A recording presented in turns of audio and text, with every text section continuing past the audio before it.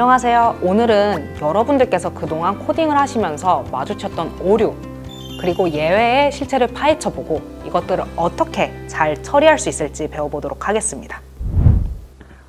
저희가 지금 꽤 많은 회차들을 진행하면서 같이 실습도 해보고 여러분들 개인적으로도 이제 수업 내용 복습을 많이 해보셨을 거라고 생각을 합니다. 근데 그렇게 이제 파이썬 화면에서 스파이더 화면에서 코드를 작성하시면서 수많은 오류들을 수많은 에러들을 만나셨을 거라고 생각해요. 예를 들어서 우리 첫 번째 강의에서 이렇게 변수명을 장명하는 법을 배우면 우리가 첫 번째 강의에서 변수명 장명법을 배우면서 이렇게 숫자로 시작하는 변수명은 사용할 수 없다라는 걸 배우면서 이런 에러를 봤었습니다. 신텍스 에러. 이거는 그리고 이렇게 문자열을 만들 때도 중간에 이렇게 따옴표가 들어가면 이 부분이 그냥 한글로 인식이 돼서 코드처럼 인식이 돼서 여기도 신텍스 에러가 일어났고요. 그 외에도 문자열에 인덱스가 없는데 존재하지 않는 인덱스를 이용해서 인덱싱을 시도를 한다던가 이 문자열에서 없는 문자를 가지고 이거의 인덱스를 찾아줘 이렇게 요청을 한다던가 이 포문 안에서 탭 문자를 넣어야 되는데 요거를 안 넣는다던가 이런 식으로 우리가 코드를 잘못 작성했을 때 파이썬이 이렇게 에러들을 내뱉는 걸 많이 보셨을 겁니다. 예를 들어서 들여쓰기가 잘 됐는지 따옴표 쌍은 맞는지 if문 끝에 이 콜론이 있는지 이런 의미 파악은 안 해도 얘가 문법상 문제가 있다 이런 거를 먼저 파악을 해줍니다. 근데 거기서 구문 오류를 발견하지 못하면 이렇게 실제로 실행하는 단계로 넘어가게 됩니다. 이렇게 실행하는 단계에서 뭔가 실행을 하다 보니까 이거 이상하다 하고 그때 알아차리는 게 이제 좀 종류가 다른데 그걸 보통 예외라고 부릅니다. 그래서 신텍스 에러를 보통 에러다. 그리고 실행 중에 발견한 거를 예외다라고 엄밀하게 말하긴 하는데 사실 이거 그냥 혼용해서 써도 큰 문제는 없거든요. 정리를 하자면 신텍스에 문제가 있는지 코드를 실행시키면 발생하는 건 오류다. 그리고 그 예외는 문법에는 큰 문제가 없지만 프로그램 실행 중에 감지되는 오류를 이제 예외라고 말하긴 합니다. 이 예외들 중에서도 파이썬에 애초부터 빌트인 되어 있는 게 있습니다. 내장되어 있는 게 있어요. 우리 이 빌트인이라는 거, 빌트인 내장 함수라는 거 배우면서 들어봤던 단어죠. 파이썬을 설치하면서 자동적으로 같이 딸려오는 애들을 내장 또는 빌트인 이렇게 부르는데 이 예외에도 내장 예외가 있대요. 그렇다는 말은 내장되지 않은 예외들도 있다는 거죠. 그래서 그런 이제 가능성을 우선 열어두고 우리가 우선 파이썬 내장 예외부터 살펴볼게요. 제로 디비전 에러 이거는 영어로 나누기를 시도했을 때 나는 에러고요. 네임 에러, 타입 에러, 인덱스 에러, 밸류 에러, 임포트 에러, 키보드 인터럽트 등이 있고요. 이 키보드 인터럽트 같은 경우는 여러분 보셨을 수도 있는데 우리 키오스크 실습하면서 콘솔에 우리가 뭔가를 입력해야 되는 그런 상태 있잖아요. 그런 상태인데 당장 얘를 뭔가 멈추고 싶어 해서 그 중지 버튼을 누르면 이런 식으로 떠요. 우리가 중지 버튼을 눌러서 프로그램을 강림시켰을 때 이렇게 키보드 인터럽트라는 에러가 발생을 합니다. 그래서 이런 파이썬 내장 예외들이 있고 요걸 왜 배우냐 하면 우리의 프로그램을 더 안전하고 튼튼하게 만들기 위해서는 일어나면 안 되는 상황에 대해서 예외가 발생하도록 설정하는 게 좋습니다. 사실 이것도 이제 더 큰 대참사를 막기 위해서 우리한테 알려주는 파이썬의 배려라고 생각을 해주시면 좋을 것 같습니다. 그래서 이런 것들을 잘 이해하고 좀 잘 다뤄야지 이제 안전하고 튼튼한 프로그램이 된다라는 걸 알아주시면 되겠습니다. 그래서 예를 들어서 우리가 프로그램을 만들 때, 예를 들어서 키오스크를 만들 때 이런 일은 발생하면 안 돼 하는 경우를 정해놓고 그런 경우가 발생한다면 예외를 일부러 발생시켜라 할 수 있습니다. 그때 예외 발생시키는 법은 raise라는 키워드를 사용해 주시면 됩니다. raise라는 키워드 뒤에 예외 이름을 붙여주시면 되고요. 예를 들어서 예시 코드예요. raise exception을 발생시키는 방법이거든요. 그래서 이렇게 하면 우리가 이런 코드를 실행시키면 콘솔 창에는 이런 식으로 빨간 글씨로 exception 이렇게 뜨고요. raise syntax error 이렇게 하면 syntax error라는 글자가 콘솔 창에 출력이 됩니다. 그 외에도 index error, value error 이런 게 있거든요. 그래서 raise라는 키워드 뒤에 error 이름을 예외 이름을 써주면 된다. 그리고 이거 외에도 좀 부연 설명을 자세하게 해주고 싶다 하는 경우에는 이렇게 예외 이름 뒤에 괄호를 열고 추가 설명을 적어주시면 됩니다.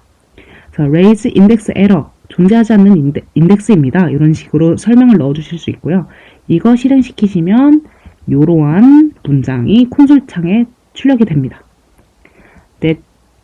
근데 주의해서 보실 거는 이게 out이 아니라 in인 상태에서 이렇게 에러가 발생된다 라는 거고요. value 에러 같은 경우도 사용할 수 없는 값입니다 라는 부연 설명을 같이 넣어서 실행시키실 수 있어요.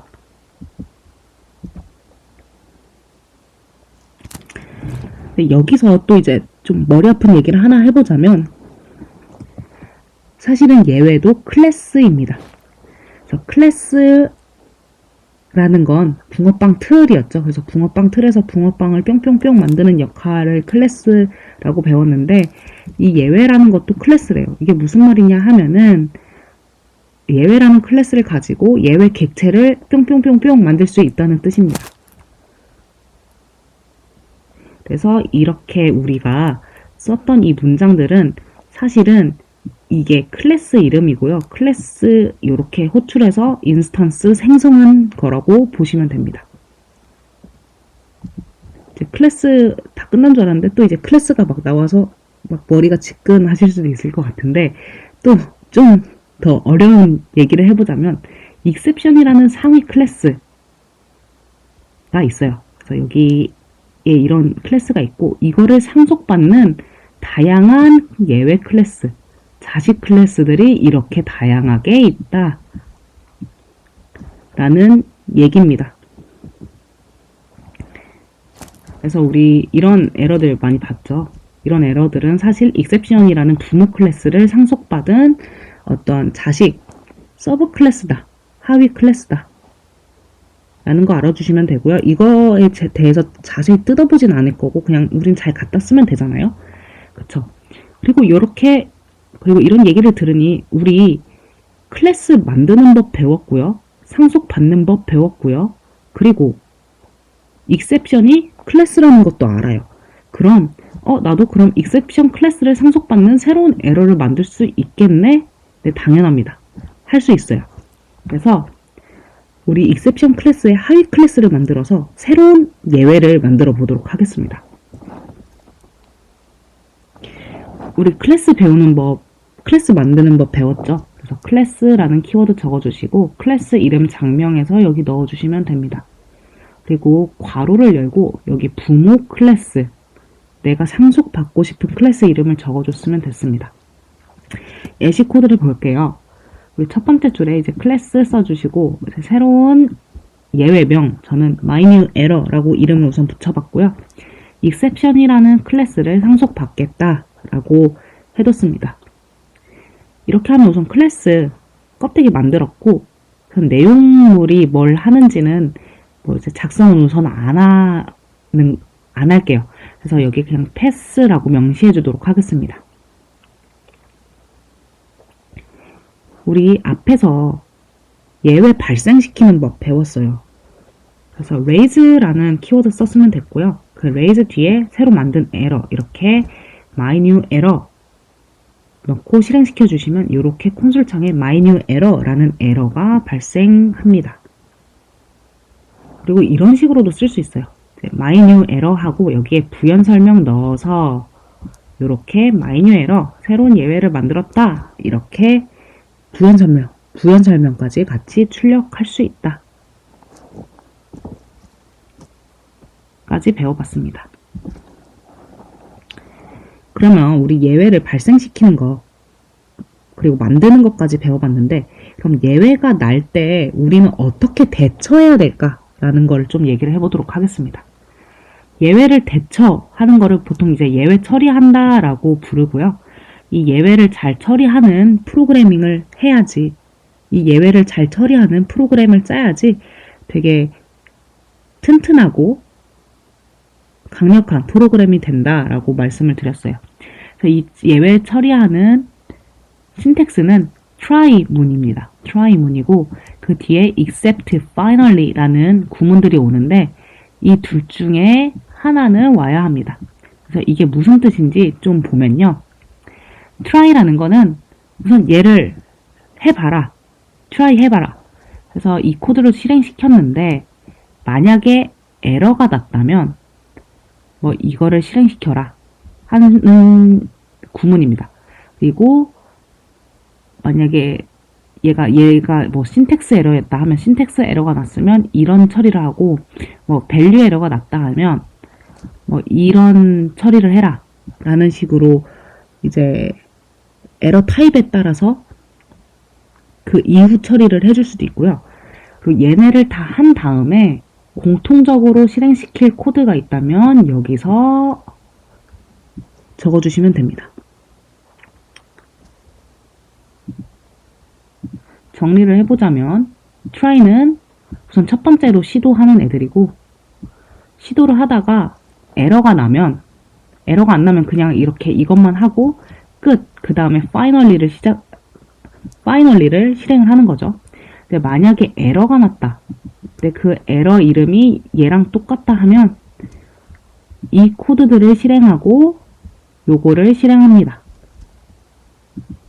그리고 만약에 이 코드를 실행했는데 이런 에러가 났다 하면 이거를 실행을 하고 요거를 이 finally까지 실행을 합니다.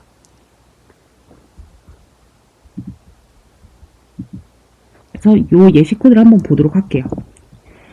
우선 파이썬 안에서는 0으로 나누면 에러가 발생합니다. 그래서 이런 프린트 1 나누기 0을 프린트 해봐라 하는 문장을 만들었는데 이걸 실행을 해보니까 아웃이 안 나고 인인 상태로 제로 디비전 에러 0으로 나눴습니다 하는 에러가 발생을 해요.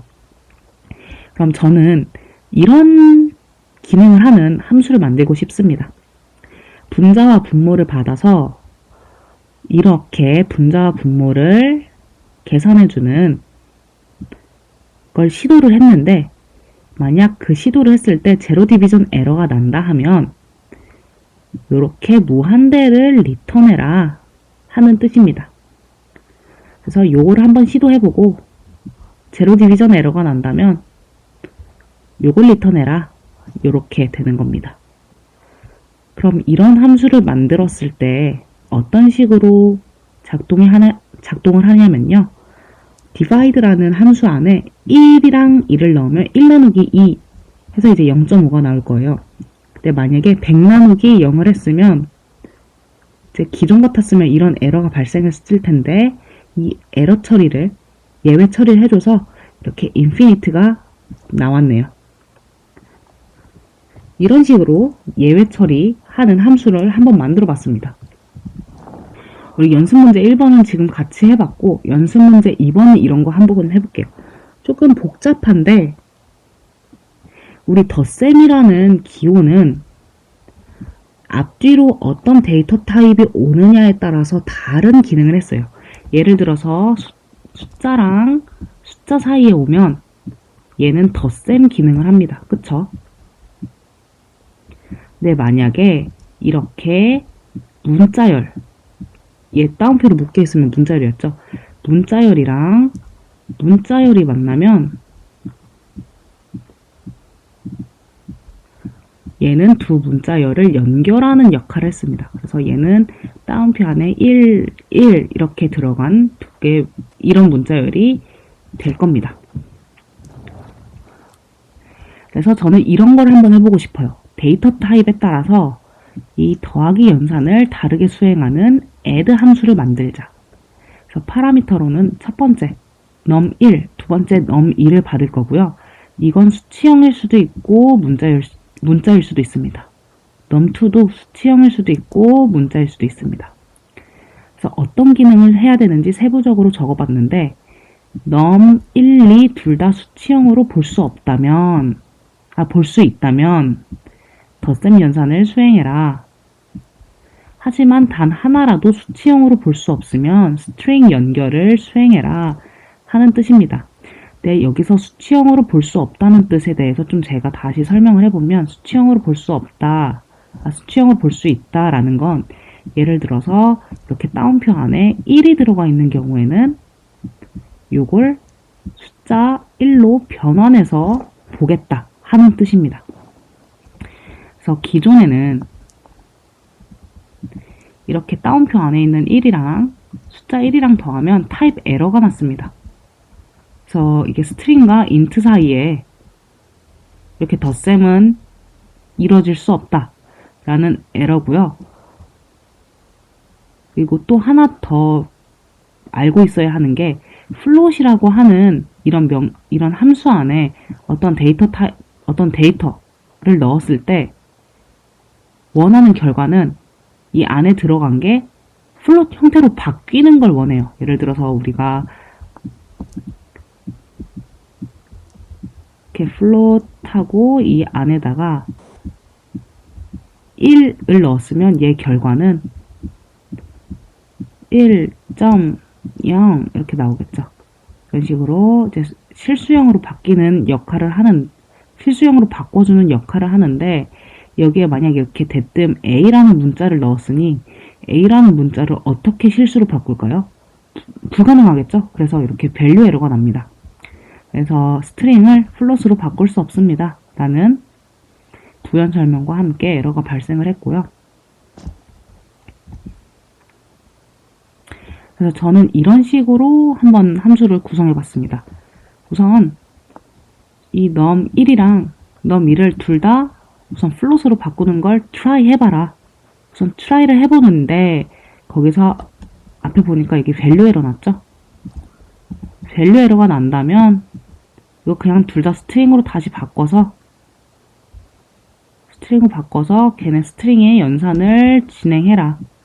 아니면 얘네가 둘 다 플롯으로 잘 바뀌었으면 결국에도 걔네도 이렇게 덧셈을 진행해라 하는 코드입니다. 그래서 이거 트라이 해보고 안 되면 이걸 실행을 한 다음에 finally를 실행을 하면 되는 거고요. 만약에 문제 없이 얘가 잘 수행이 끝났다 하면 얘는 아예 실행이 안 되는 거고 바로 이렇게 finally에 해당하는 코드로 넘어가서 얘를 수행하게 됩니다. 그래서 이 함수의 그 기능을 볼게요. add라는 함수에 1이랑 2를 넣어줬을 때는 둘 다 수치형이기 때문에 이렇게 플롯으로 만드는데 무리가 없습니다. 그래서 3.0이라고 덧셈이 잘 이루어졌고요. 이번엔 둘 다 1, 2를 따옴표에 묶어봤어요. 이때도 제 생각엔 플롯으로 잘 바뀌었을 것 같습니다. 플롯으로 잘 바뀌어서 이렇게 3.0으로 바뀌고 이번에는 1은 숫자, 2는 문자열로 넣어줬는데 1은 플롯으로 잘 바뀌겠죠? 2도 플롯으로 바뀝니다. 이런 문자열은 이제 숫자로 잘 바꿔주고요. 그래서 똑같이 3.0으로 결과가 만들어지는데 이번에는 A라는 문자가 껴있습니다. A 같은 경우는 이 플롯이라는 함수 안에 들어가면 에러가 발생을 할 거예요. 그래서 지저분하니까 좀 지우겠습니다. 그래서 아마 이 except에 걸리게 될 거예요. 그래서 여기에 걸려서 num은 우선 1.0으로 한번 바뀌었고 num2는 이거를 실행하다가 이 문장을 실행하다가 지금 에러가 난 거잖아요. 그래서 여기로 돌아와서 다시 num1은 스트링으로 바꿔라. 그리고 num2는 스트링으로 바꿔라 하는 문장들을 만나서 1은 지금 1.0인 상태로 스트링으로 바뀌었어요. 그래서 1.0이 됐고요. 이만큼 스트링이 됐고 그 A는 스트링 이렇게 그래서 두 개가 연결되는 연산이 수행됐습니다. 그래서 우리 오늘은 오류와 예외에 대해서 이게 뭔지 배워봤어요. 사실 오류와 예외는 클래스다 라는 것, 그 실체를 제가 알려드렸고 그 오류와 예외를 발생시켜보고 그리고 새로 만들어보고 그 예외를 처리하는 것까지 해봤습니다. try, except, finally 이런 식으로 이 구문을 이용해서 예외를 처리했다 라는 것까지 배워봤고 우리 이걸 이용해서 우리 키오스크를 업그레이드 시켜보도록 하겠습니다. 지금 우리의 키오스크에 굉장히 치명적인 단점이 하나 있습니다. 그동안 여러분 실습하시면서 이것 때문에 좀 화가 나신 경우가 있었을 수도 있을 것 같은데 메뉴 입력할 때 있잖아요. 숫자가 아닌 문자를 실수로라도 입력하면 에러가 나버려요. 그래서 아예 프로그램이 그냥 종료돼 버리거든요. 그래서 이런 에러가 난다는 단점이 있습니다. 그래서 메뉴판에 없는 번호를 입력해도 에러가 납니다. 그리고 수량 입력 시 숫자가 아닌 문자를 입력하면 에러가 납니다. 그래서 에러가 아주 도사리고 있어요. 그래서 요거를 좀 더 튼튼한 프로그램이 되도록 수정을 해주면 좋을 것 같습니다. 그래서 오늘의 해결 과제 두 가지가 있습니다. 첫 번째로 메뉴 입력 시 잘못된 입력이 들어와도 예를 들어서 숫자로 바꿀 수 없는 입력이 들어와도 에러 없이 다시 메뉴를 입력받도록 수정해야 합니다. 예를 들어서 이렇게 메뉴를 입력하세요. 메뉴를 선택하세요 했는데 R이라는 문자를 넣었어요. 그럼 유효하지 않은 메뉴입니다 라고 출력을 해주고 다시 주문할 메뉴를 선택하세요가 이제 나오도록 해야 합니다. 그리고 두 번째로 수량 입력 시에도 잘못된 입력이 들어와도 에러 없이 다시 수량을 입력받자. 예를 들어서 이렇게 수량 입력하는데 알파벳 2를 넣었더니 유효하지 않은 수량입니다 라는 메시지를 출력하고 다시 수량을 입력하세요. 다시 수량을 입력받고 있습니다. 이런 식으로 프로그램을 좀 강화해 보도록 하겠습니다. 그럼 이렇게 파이썬 화면으로 넘어와서 우리 해결 과제가 두 개 다 메뉴 입력 시 어떤 예외 처리를 하는 게 미션이었어요. 그럼 우리 이거 어디를 찾아가면 되냐면요. 우리 짰던 코드들 중에서 출력 관련 말고 입력 관련 함수들 있는 대로 찾아가서 여기를 수정을 해주면 됩니다. 그러면 우리 우선 이렇게 사용자로부터 메뉴 넘버를 입력을 받은 이후에 어떤 걸 트라이를 해볼까 하냐면 저는 요 문장을 한번 트라이를 해보고 잘 되면 문제 없는 거죠. 좋죠. 근데 만약에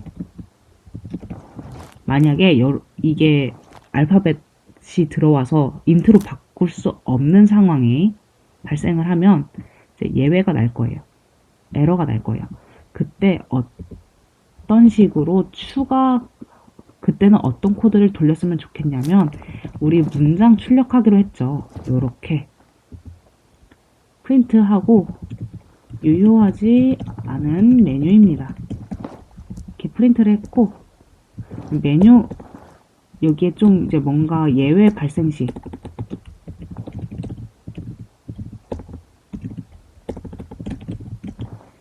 를 좀 더 넣어줘야 될 것 같아요.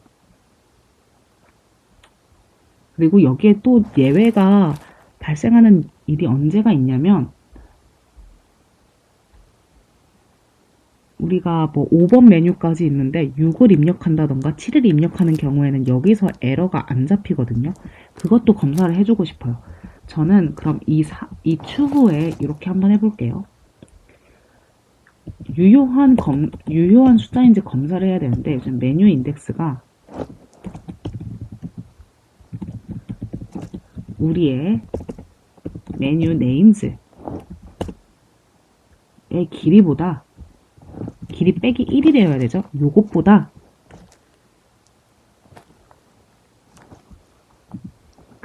크다면 유효하지 않은 거예요. 그래서 이런 식으로 검사할 수 있을 것 같아요. 그러면 여기도 똑같이 유효하지 않은 메뉴입니다라는 문장을 출력을 해야 되고, 여기 예외 시 뭘 리턴할 건지 좀 생각을 해보도록 하겠습니다. 우리 원래라면 이런 식으로 메뉴 인덱스를 정상적으로 리턴을 해야 돼요. 2를 받았다면 1을, 3을 받았다면 2를 리턴을 해야 되는데, 우리 그동안 메뉴 인덱스가 마이너스 1이라면 뭐 어떻게 해라 라는 식으로, 뭐 끝내라 하는 식으로 엔터다 이렇게 알려줬잖아요. 그것처럼 우리 이번에는 유효하지 않은 메뉴다 라는 걸 알려주는 걸 마이너스 2라는 걸로 사인을 주도록 하겠습니다. 요렇게 해주시면 이 run store 함수에 가서 이거를 좀 수정을 해주면 될 것 같아요. 그럼 우리 input quantity도 수정을 해보도록 할게요. 이 수량 입력받는 건 똑같이 하고, 이 문장을 try를 한 다음에 try를 해서 에러가 난다면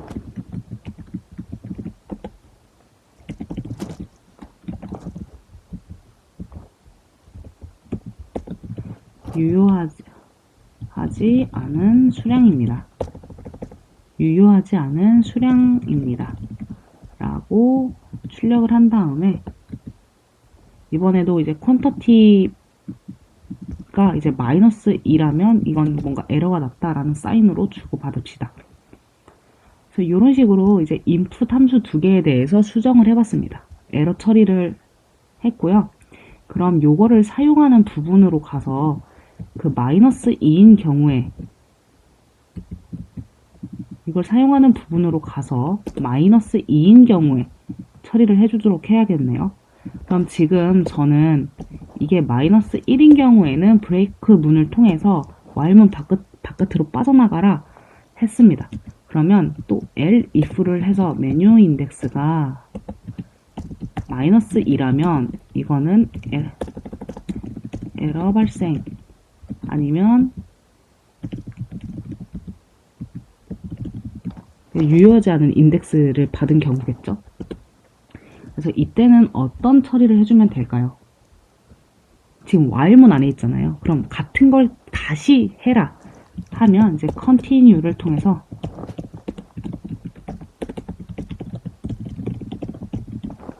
메뉴를 다시 입력받도록 수정할 수 있습니다. 요게 이게 무슨 내용이지? 이렇게 하시는 분들은 이게 무슨 내용이더라 하시는 분들은 while문 파트 가셔서 내용 복습하시면 금방 이해하실 수 있을 겁니다. 그럼 우리 수량 입력 받는 부분에 가서도 지금 quantity가 마이너스 1인 경우에 대해서는 처리가 되고 있는데, 마이너스 2에 대한 경우, 마이너스 2인 경우에 대해서도 처리를 해줍시다. 이때도 저는 다시 수량을 입력받았으면 좋겠어요. 그래서 continue 추가해주면 다시 while문 처음으로 돌아가서 같은 기능을 반복해라 라고 해줄 수 있겠습니다. 저는 이 코드를 실행을 시켜보고요. 스타벅스도 이렇게 실행을 시켜보도록 하겠습니다. 백다방을 실행시켜봤고요. 이번에는 완전 생뚱맞은 문자 Q를 한번 입력해볼게요. Q라는 걸 넣어봤더니 에러가 났어요. 그럼 이거 내용을 읽어보시면 이게 이 오브젝트는 메뉴 네임즈가 없대요. 그래서 이거를 확인을 해보니까 제가 코드를 지금 가서 우리 필드 있는데 확인해 보니까 우리 이거 다 프라이빗으로 바꿨죠. 그래서 메뉴 네임즈가 아니라 언더바 메뉴 네임즈로 바꿔줘야 될 것 같아요. 그래서 요렇게 바꿔주시면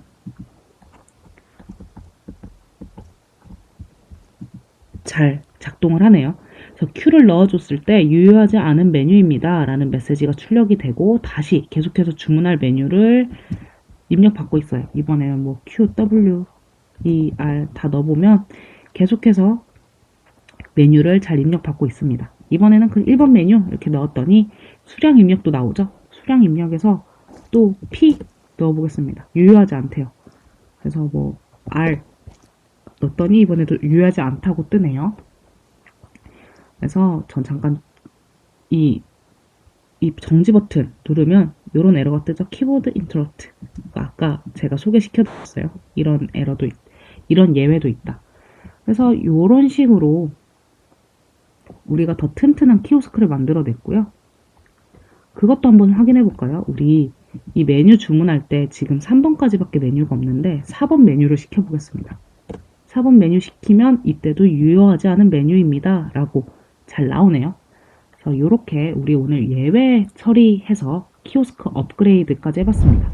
오늘 드디어 키오스크가 이상한 값을 입력받아도 오류가 나지 않게 수정했습니다. 다음 시간에는 로컬 컴퓨터와 파일을 주고받을 수 있는 파일 입출력에 대해서 배워보고 키오스크에서 영수증을 만들어서 파일로 출력하는 기능까지 추가해 보도록 하겠습니다. 감사합니다.